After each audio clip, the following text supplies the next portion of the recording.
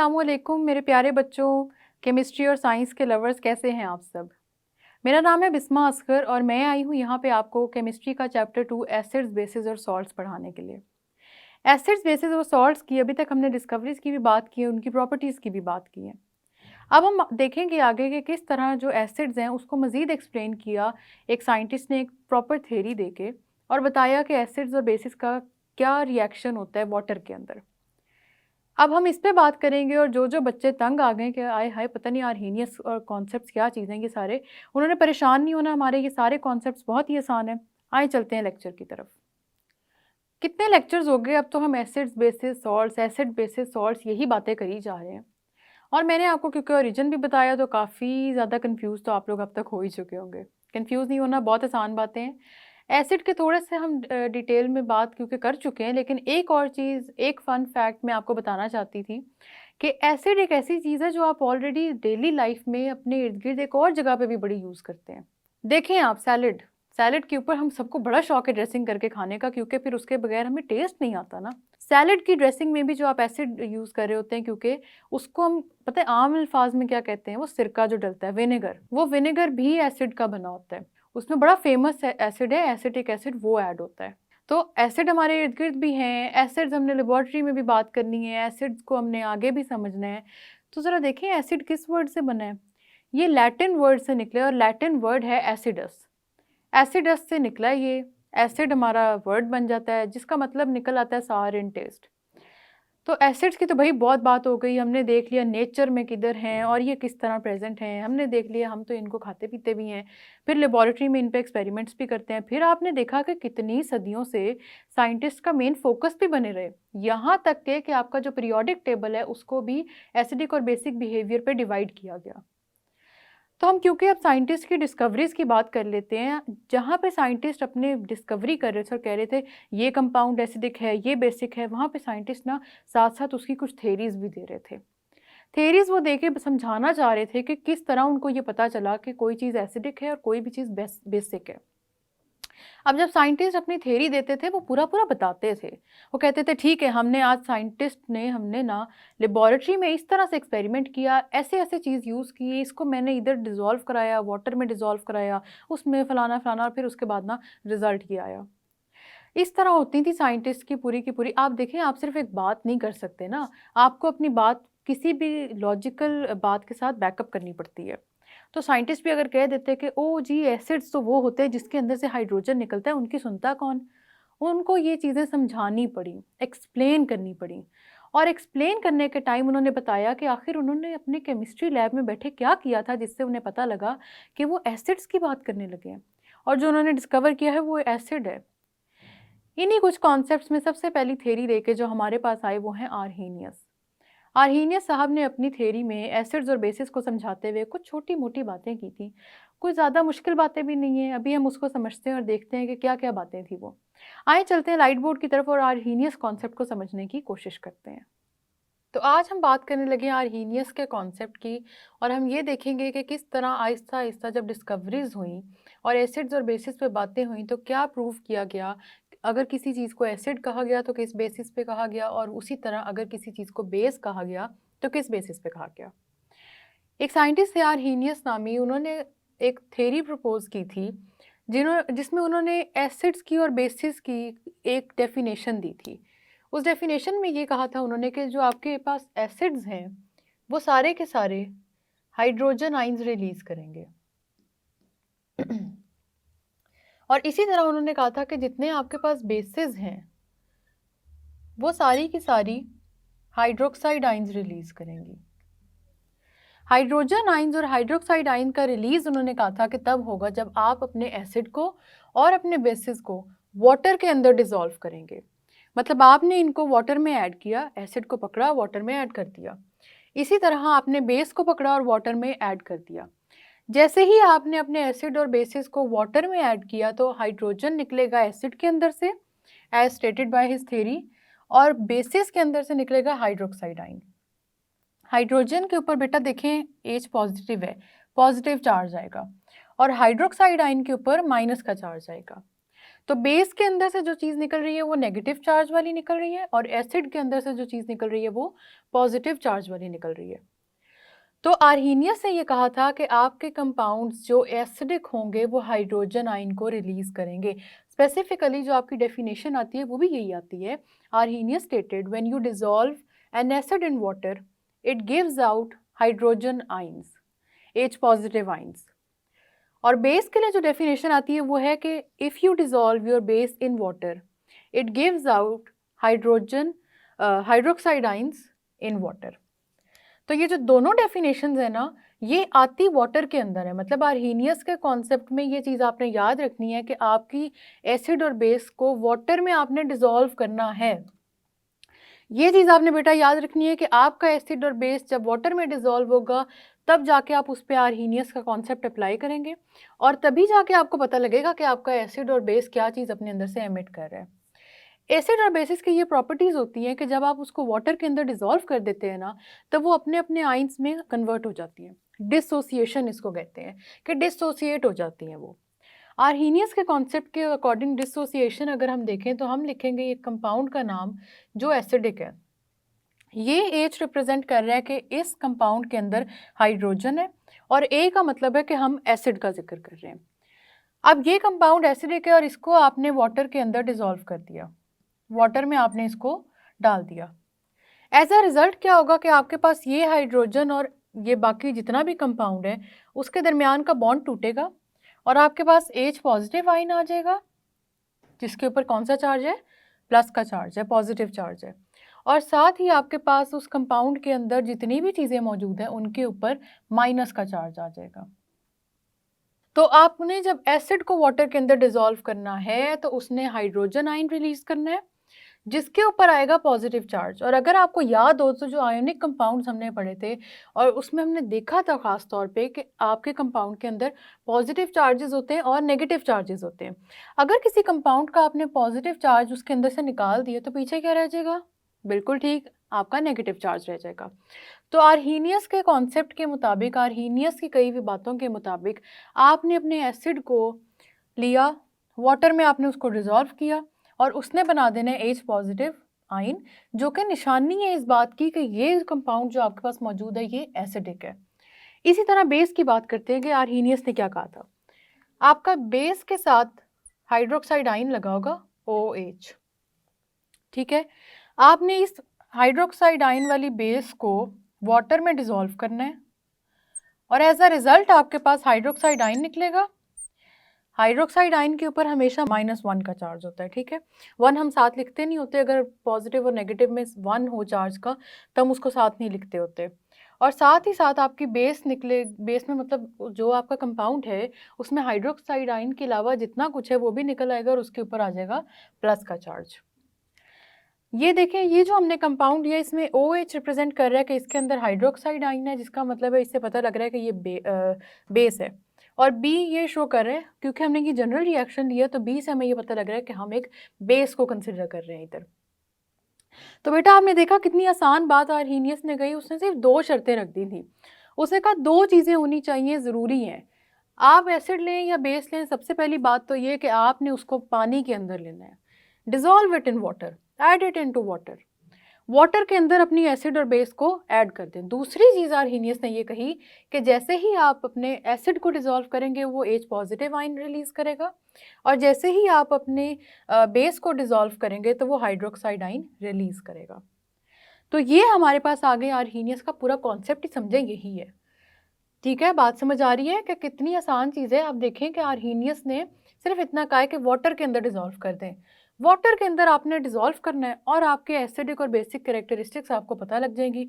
और वो कैसे पता लगेंगे कि H पॉजिटिव आ जाएगा अगर एसिड है और हाइड्रोक्साइड आयन OH माइनस आ जाएगा अगर बेसिक कंपाउंड है।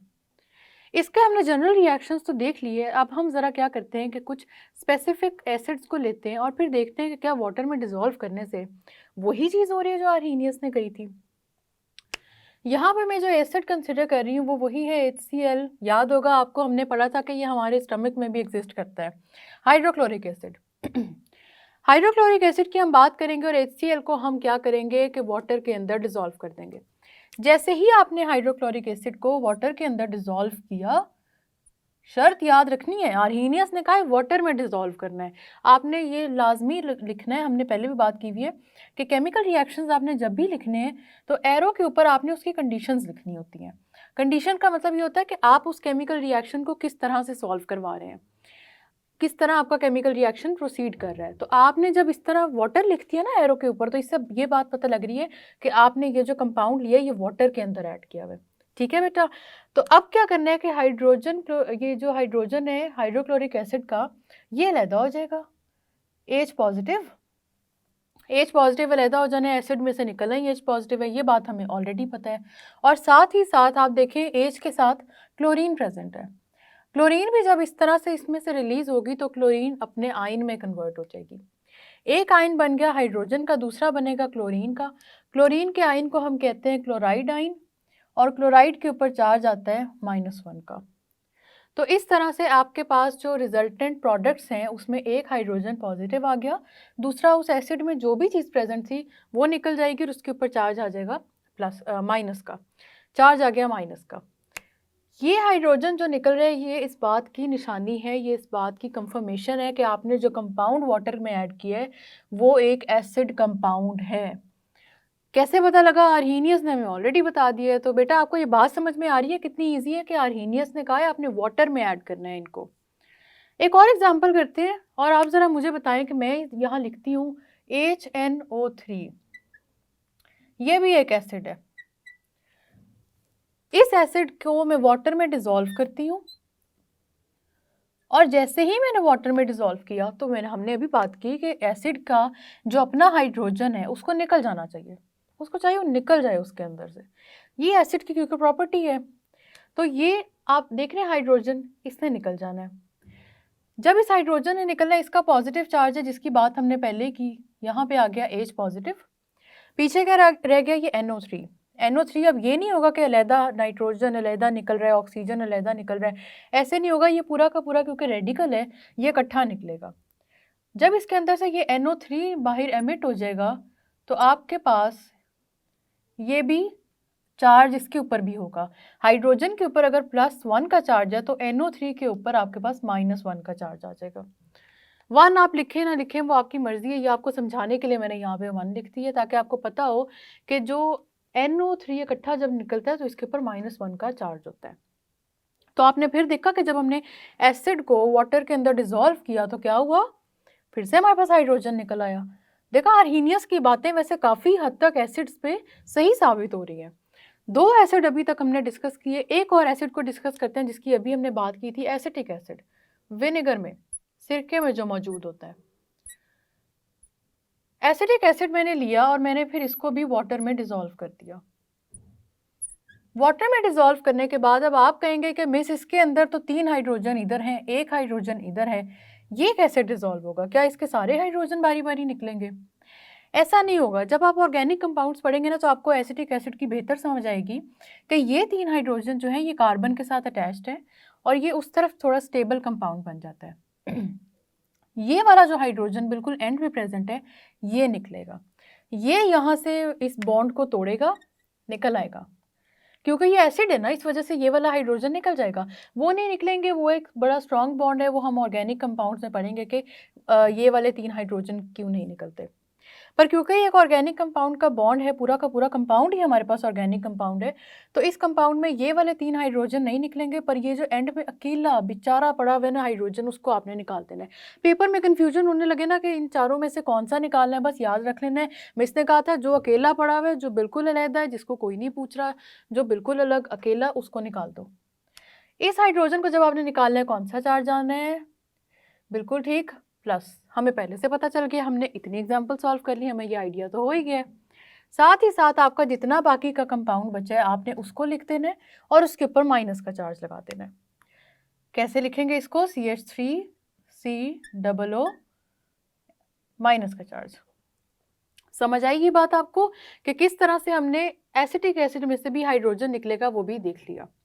तो अब 3 एग्जाम्पल सॉल्व करके आपको आइडिया हो गया होगा कि आर्हीनियस ने एसिड्स के बारे में क्या बात की थी और क्या वो कॉन्सेप्ट उस पर सही बैठ रहा है कि नहीं। एक मज़ेदार बात बता दूं कि आप अगर किसी भी एसिड में से हाइड्रोजन निकालें वाटर में डिसॉल्व करके तो आपने कहना है कि ये आर्हीनियस एसिड है। बस आपने उस एसिड को आर्हीनियस का एसिड कह देना है कि we are actually talking about Arrhenius acid over here.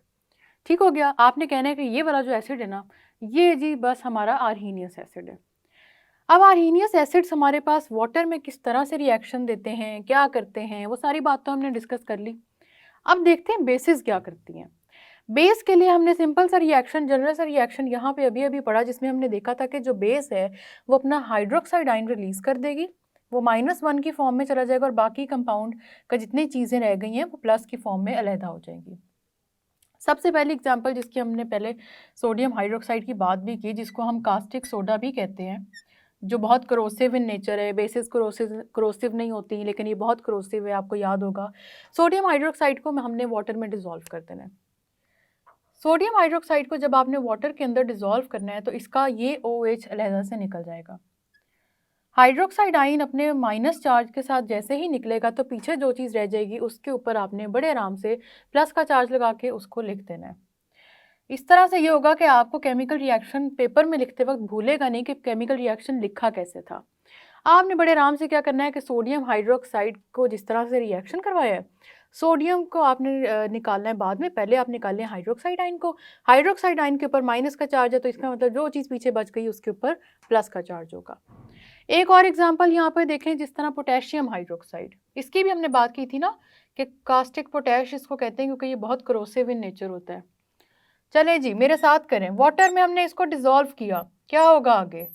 जब भी आप किसी बेस को वाटर में डिसॉल्व करेंगे तो आर्हीनियस बेस क्या करेगी, अपने अंदर का हाइड्रोक्साइड आयन निकालेगी और साथ ही साथ जो चीज़ बची है वो प्लस के चार्ज में चली जाएगी। ये हम लोगों ने पहले सीख लिया और इस तरह हम समझ गए कि आर्हीनियस एसिड्स और आर्हीनियस बेसिस क्या करेंगी। तो मेरे प्यारे स्टूडेंट्स, अभी तक हमने बात की कि आर्हीनियस ने किस तरह एसिड्स के बारे में क्या क्या कहा था और बेस के बारे में क्या कहा था। और आर्हीनियस ने ये कहा था कि वाटर में डिसॉल्व होने के बाद या तो वो हाइड्रोजन निकालेंगे या हाइड्रोक्साइड आयन। डिपेंड करता है ना कि आप एसिड यूज़ कर रहे हैं कि बेस यूज़ कर रहे हैं। हमने अभी अभी बेसिस की 2 एग्जांपल्स पढ़ी थी, इसके साथ साथ मैं आपको एक और एग्जांपल करवाऊंगी जिससे आपको पता लग जाएगा कि क्या होगा जब आप इस बेस को भी वाटर में डिसॉल्व करेंगे। अब मैं ये करूंगी कि मैं आपको बताती हूँ स्टेप्स और आप अपने माइंड में ये सोचें कि क्या आपका आंसर वही सेम आ रहा है। यहाँ पे आके हिम्मत नहीं आनी, हम यहाँ तक पहुँच गए हैं तो हम आगे भी पूरा चैप्टर कंप्लीट करेंगे। कैल्शियम का हाइड्रोक्साइड लेंगे जो कि हमारे पास बेस है, और कैल्शियम का हाइड्रोक्साइड जैसे ही हमारे पास वाटर में डिसॉल्व होगा, वही जो आर्हीनियस ने कहा है वही चीज़ हमने रिपीट कर देनी है। हमारा ये कैल्शियम का हाइड्रोक्साइड जो बेस है, ये वाटर में जब हम डिसॉल्व करेंगे तो ये हाइड्रोक्साइड आइंस को निकालेगा। आप कंपाउंड में देखें कि आपके पास हाइड्रोक्साइड आयन 2 हैं, ब्रैकेट में लिखा हुआ है ना, इसमें 2 का नंबर आ रहा है साथ। अब क्या हम ये समझ लेंगे कि हमारे पास हाइड्रोक्साइड आयन का यहाँ पे चार्ज 2 हो जाएगा? ऐसा नहीं होता। आपके पास जिन एलिमेंट्स का हो, कंपाउंड्स का हो या रेडिकल्स हो, जो भी हो, जिनका चार्ज होता है ना वो हमेशा कांस्टेंट रहता है। चार्ज कांस्टेंट रहेगा। हाइड्रोक्साइड आयन जितने मर्जी आप किसी चीज़ में से निकालें, उसका चार्ज हमेशा -1 ही रहेगा। लेकिन होगा क्या कि आपके पास यहाँ पे 2 नंबर ऑफ मोल निकलेंगे हाइड्रोक्साइड आयन के। उसी सॉल्यूशन में कैल्शियम हाइड्रोक्साइड को जब आपने वाटर में डिसॉल्व किया, उसमें से निकलेंगे 2 हाइड्रोक्साइड आयन। कोई नई चीज़ नहीं है, सिर्फ वही है, हम क्योंकि इक्वेशन बैलेंस कर रहे हैं ना, हमने पहले भी बात की थी कि केमिकल इक्वेशन का बैलेंस होना बड़ा ज़रूरी है, क्योंकि जब तक केमिकल इक्वेशन बैलेंस नहीं होगी आपको समझ नहीं आएगी कि किस तरह से हमारे प्रोडक्ट्स की फॉर्मेशन हो रही है। तो यहाँ पे हमारा एक तो हाइड्रोक्साइड निकल गया, हाइड्रोक्साइड निकल गया तो क्या पता चला कि ये जो कंपाउंड हमने लिया ये एक बेस है। साथ ही साथ हमारे पास निकलेगा कैल्शियम। कैल्शियम का चार्ज सिर्फ प्लस नहीं होगा, याद करें कैल्शियम पीरियोडिक टेबल के सेकंड ग्रुप का एलिमेंट है, और सेकंड ग्रुप के एलिमेंट जब भी आयंस बनाते हैं उनके ऊपर 2 का चार्ज आता है। तो यहाँ पे कैल्शियम पे +2 का चार्ज आएगा, और इस तरह से आपको ये बात पता चल जाएगी कि ये किस तरह बेस थी, उसको वाटर में डिसॉल्व किया और उसने आपके पास हाइड्रोक्साइड आयंस दे दिए। हम क्योंकि आर्हीनियस का कॉन्सेप्ट पढ़ रहे हैं, हम एसिड बेसिस पढ़ रहे हैं, तो ये मैटर नहीं करता कि आपके पास बेस में जो दूसरी चीज़ निकल रही है वो क्या है। जो ज़रूरी चीज़ है ना, जिस पर देखा जाना है कि बच्चे को कोई चीज़ आती है कि नहीं आती है, वो ये है कि क्या आप एक बेस के अंदर से हाइड्रोक्साइड आयन निकाल रहे हैं। ये ज़रूरी है, आपको याद रहनी चाहिए ये बात कि एक एसिड अपने किसी भी वाटर सॉल्यूशन के अंदर जब डिसॉल्व होगा हाइड्रोजन आयन निकालेगा, बेस हमेशा हाइड्रोक्साइड आयन निकालेगी। पिछले लेक्चर में हमने डिस्कस किया था कि जब भी एसिड और बेस एक दूसरे के साथ रिएक्ट करेंगे तो उनके रिएक्शन की वजह से सॉल्ट फॉर्मेशन होगी। एसिड ने रिएक्ट किया बेस के साथ और इसके बाद हमारे पास सॉल्ट बन जाएगा। जब भी सॉल्ट फॉर्मेशन होगी साथ साथ वाटर की फॉर्मेशन भी होगी। ये आपका पूरा रिएक्शन है। आप किसी भी रिएक्शन मिक्सचर में जब भी एसिड और बेस को रिएक्ट करवाएंगे तो वो वाटर फॉर्मेशन भी करेंगे। वाटर फॉर्मेशन किस तरह होंगी इसकी तरफ तो अभी हम आएंगे, लेकिन सबसे पहले हम यहाँ पे एसिड को अलहदा स्टडी करेंगे, बेस को अलहदा स्टडी करेंगे और फिर हम देखेंगे कि उनके मिलने की वजह से सॉल्ट और वाटर किस तरह से बनते हैं। एसिड जो हमने बड़ा सिंपल सा एसिड लिया था HCl, उसी को सपोज कर लेते हैं। जब आपने इसको वाटर में डिज़ोल्व किया तो इसने कन्वर्ट हो जाना है हाइड्रोजन आइन H पॉजिटिव और क्लोराइड आइन Cl माइनस। इसी तरह जब आपने, हम इसके साथ लेंगे एक और बेस, क्योंकि हम एसिड का रिएक्शन करवा रहे हैं बेस के साथ। बेस हम यहाँ पे सपोज कर लेते हैं पोटेशियम हाइड्रोक्साइड। पोटेशियम हाइड्रोक्साइड पे भी आर्हीनियस का कॉन्सेप्ट लगाओ मेरे बच्चों, और जब आप पोटेशियम हाइड्रोक्साइड पे आर्हीनियस का कॉन्सेप्ट लगाएंगे तो आपको पता लगेगा क्या याद आया कि आर्हीनियस ने कहा था कि पोटेशियम हाइड्रोक्साइड में से आपके पास हाइड्रोक्साइड आयन निकलेगा जिस पे माइनस का चार्ज होगा और साथ ही साथ आपके पास पोटेशियम निकलेगा। पोटेशियम है, कैल्शियम है, मैग्नीशियम है, जो भी चीज़ है, हाइड्रोक्साइड आयन के साथ जो भी चीज़ प्रेजेंट है उसके ऊपर पॉजिटिव का चार्ज होगा और हाइड्रोक्साइड के ऊपर इन इटसेल्फ नेगेटिव का चार्ज होगा। अब आप इस रिएक्शन को गौर से देखिए, हम यहाँ पे सॉल्ट फॉर्मेशन करने लगे हैं। एसिड और बेस के मिलने से सॉल्ट बनता है। आपके यहाँ पे देखें हाइड्रोजन आइंस ये निकले हुए हैं और हाइड्रोक्साइड आइंस ये निकले हैं। वाटर के लिए याद करें कि आपको क्या चाहिए होता है। वाटर के लिए आपको 2 हाइड्रोजन और 1 ऑक्सीजन चाहिए, जिस तरह हमने ये लिखा भी हुआ है। HCl ने अपने अंदर से हाइड्रोजन निकाला और पोटेशियम हाइड्रोक्साइड ने अपने अंदर से हाइड्रोक्साइड आयन निकाले। ये HCl और हाइड्रोक्साइड आयन आपस में रिएक्ट करेंगे और ये बना देंगे आपका वाटर। आपने देखा हमारे पास वाटर किस तरह से बना है। वाटर हमारे पास ऐसे बना है कि एसिड अपने अंदर से जो हाइड्रोजन निकालेगा वो उस हाइड्रोक्साइड आयन के साथ जाके कंबाइन करेगा जो बेस ने निकाला। बात समझ आ रही है? यहाँ पे आके आप लोगों ने घबराना नहीं है। इतना लंबा आर्हीनियस को सुन लिया है तो ज़रा और सुन लो आर्हीनियस ने कहा क्या है। आर्हीनियस ने कहा है कि आपका जो एसिड है उसने अपने अंदर से हाइड्रोजन निकालना है। तो ऐसा मुमकिन है कि आपका हाइड्रोजन बेस के निकले हुए हाइड्रोक्साइड आयन के साथ रिएक्ट करे। बिल्कुल पॉसिबल है, क्योंकि आपके प्लस और माइनस के चार्जेस आपस में रिएक्ट करते हैं, इसलिए आपका हाइड्रोजन आपके हाइड्रोक्साइड आयन के साथ करेगा रिएक्ट और फॉर्मेशन हो जाएगी वाटर की। इस तरह आपका वाटर बन जाएगा जब भी एसिड और बेस आपस में रिएक्ट कर रहे होंगे। दूसरी तरफ हमने बात की सॉल्ट फॉर्मेशन भी होनी चाहिए, तो सॉल्ट फॉर्मेशन भी करवा लेते हैं। आपका ये क्लोराइड आयन रह गया अब मिक्सचर के अंदर, हाइड्रोजन और हाइड्रोक्साइड से तो वाटर बन गया। अब आप देखें ये माइनस में क्लोराइड रह गया और पोटेशियम का आयन जो पॉजिटिव में वो रह गया। ये दोनों आपस में रिएक्ट कर जाएंगे और आपके पास यहाँ पे पोटेशियम क्लोराइड का सॉल्ट बन जाएगा। इस पोटेशियम क्लोराइड को हम सॉल्ट कहते हैं।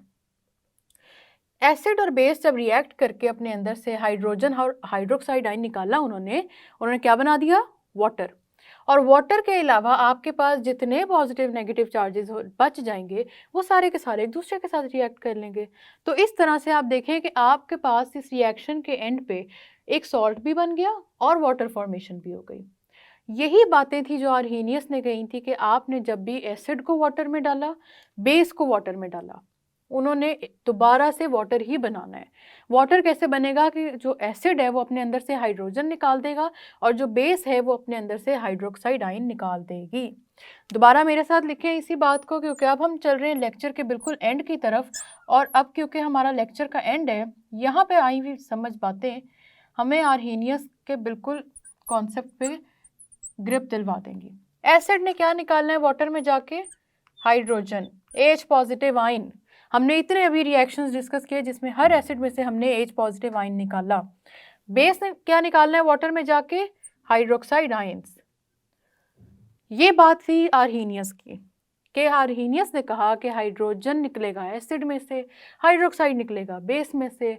तो आप मुझसे पूछते हैं कि मिस बिस्मा हमारे पास तो ऐसे भी एसिडिक कंपाउंड्स हैं जिनके अंदर हाइड्रोजन नहीं होता, वो क्या निकालेंगे फिर अपने अंदर से?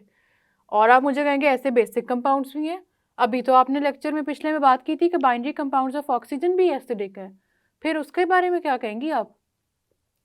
आर्हीनियस का कॉन्सेप्ट यहीं पे आके लिमिटेड हो जाता है। आर्हीनियस के कॉन्सेप्ट की यही बात है जिसकी वजह से हम इसको आगे यूज़ नहीं कर पाते, क्योंकि आर्हीनियस ने कहा कि हाइड्रोजन निकलेगा एसिड में से। अब अगर हाइड्रोजन ने निकलना है एसिड में से, तो उस एसिड के पास हाइड्रोजन होना भी तो ज़रूरी है। अगर उस एसिड के पास हाइड्रोजन है ही नहीं, तो वो कहाँ से निकालेगा अपने अंदर से हाइड्रोजन? इसी तरह बेस अगर कोई है, तो उसके पास भी तो होना ज़रूरी है हाइड्रोक्साइड आयन का। अगर उस बेस के अंदर हाइड्रोक्साइड आयन प्रेजेंट ही नहीं है, तो वो अपने अंदर से निकालेगी कैसे? इसीलिए हम कहते हैं कि यहाँ पे आके हमारा आर्हीनियस का कॉन्सेप्ट लिमिटेड हो जाता है, क्योंकि हमने बात की थी ना कि कुछ बाइनरी कंपाउंड्स ऑफ ऑक्सीजन होते हैं। कौन कौन से होते हैं? Carbon dioxide, sulphur dioxide. हमने कहा था ये बाइनरी कंपाउंड्स ऑफ ऑक्सीजन भी एसिडिक है। ना कार्बन डाइऑक्साइड के पास हाइड्रोजन है, ना सल्फर डाइऑक्साइड के पास हाइड्रोजन है, हैं ये दोनों एसिडिक। लेकिन आपका आर्हीनियस कॉन्सेप्ट इस चीज़ को एक्सप्लेन नहीं कर पाता कि ये दोनों एसिडिक किस तरह से हैं।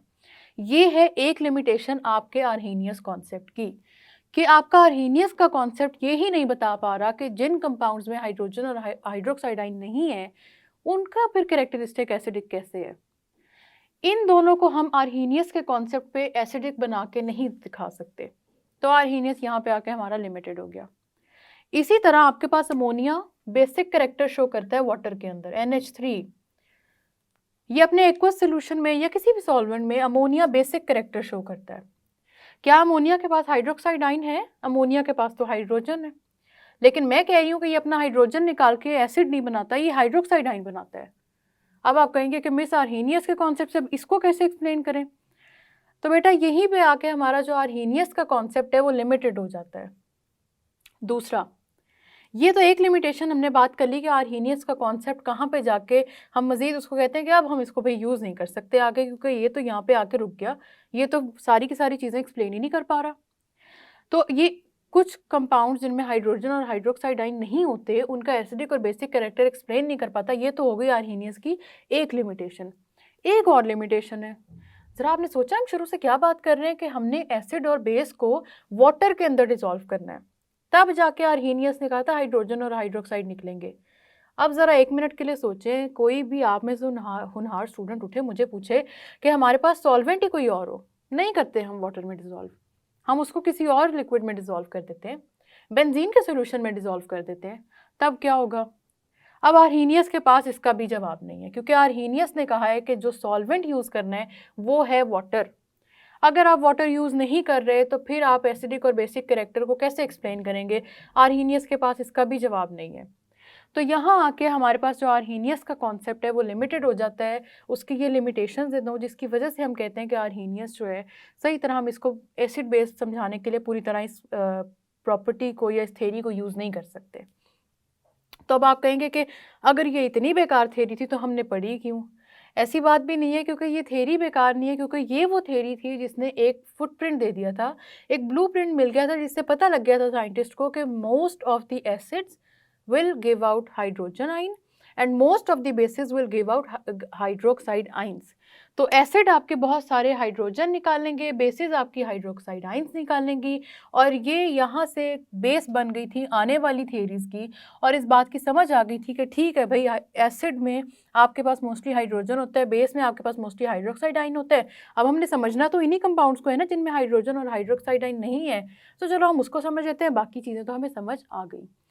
तो यहाँ तक हमारा आर्हीनियस का कॉन्सेप्ट था, और आपने देखा वो कितना इजी था, सिंपल सी बातें थी, लेकिन उसकी सिर्फ दो लिमिटेशंस हो गई कि जिनमें वो एलिमेंट्स ही नहीं है वो कैसे एसिडिक और बेसिक है, और अगर वाटर आपका सॉल्वेंट नहीं है, वाटर में आप डिज़ोल्व नहीं कर रहे, तो वो एसिडिक और बेसिक करेक्टर आप कैसे शो करेंगे।